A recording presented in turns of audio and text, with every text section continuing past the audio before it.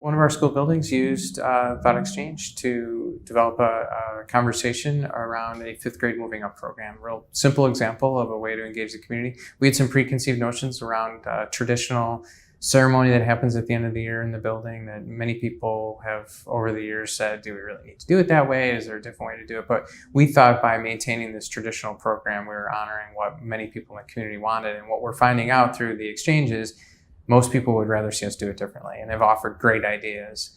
We hesitated to make a change thinking that this was a tradition that people didn't want to let go of, but by opening up this conversation and exchange, again, where people could offer their comments anonymously and see other people's ideas, we were walking away realizing that our perceptions of what the community wanted in that program were way off, and that they're offering us much better ideas for how to honor their kids at the end of their fifth grade year.